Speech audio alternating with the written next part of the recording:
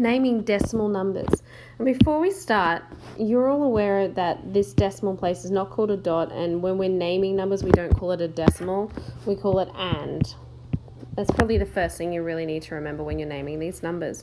The second thing is there is like a mirror, and so many people think it's the decimal that is the mirror. It's not actually.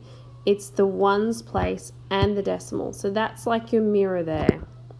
So when you're putting in the names of your columns, you've got ones with that decimal, that's always there. Even if I write this number here, 42, even though I haven't written a decimal there, there is a decimal there.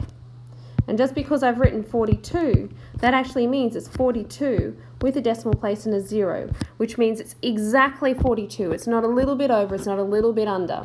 It's exactly 42. So when we come back to this over here now, and I write a number, and I might write 36, and then I put my decimal. If I leave it like that, it means that I have absolutely no tenths. If I put in the decimal, I can then put in a 1 in the 10th column. So that in effect means it is 36, don't forget your hyphen, kids, and 1/10.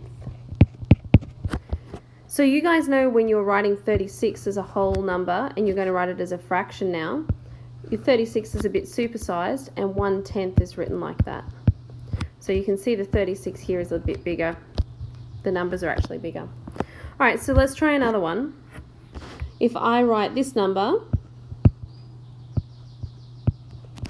if I leave it like that, it actually means it's 413 and nothing else comes after it. It's 0 tenths, 0 hundredths, 0 thousandths, whatever else. But if I put a decimal and then I put this, now the naming becomes a bit more interesting.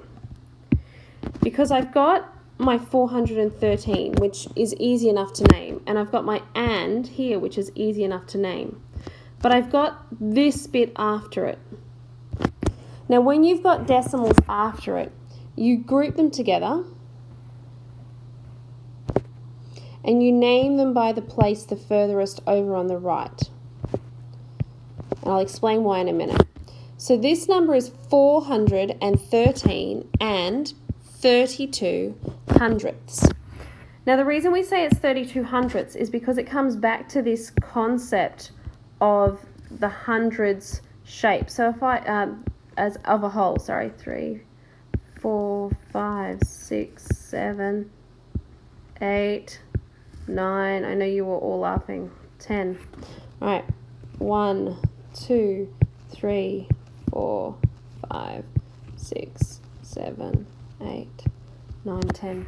Now you know, as well as I do, that 3 in the tenths column, this is a tenth all the way down here. That's 1/10 down there. This is 2/10 going down there. This is 3/10. So that's my 3/10. And I've got an extra 2 hundredths because that's that bit there. So I've got 1, 2.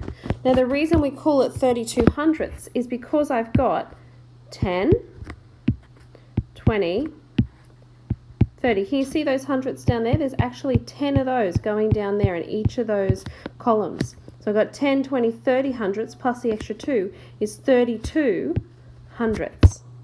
Does that make sense why we name it by that smallest place?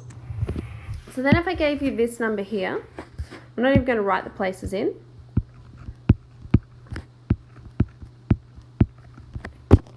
So this bit's easy. 27 and. You're great with that. 27 and what? We'll group these together. Now if this was the tenths, this was the hundredths, what do you think this one is? Yeah, the thousandths. So it's 27 and 418 thousandths. I'm going to write one down for you. You're going to do it, and then you're going to pause the video, and then you're going to press play once you've had a go at naming it before I name it. Okay, pause the video, have a go. Hopefully you did actually pause the video before you let this keep playing. Otherwise you're going to get the answer and you won't have had a go. This number here is 34 and 903. And we're naming it by the smallest place, which is the thousandths. 34 and 903 thousandths. Hopefully you got that right. All right, have a go at a few more and show them to me for homework.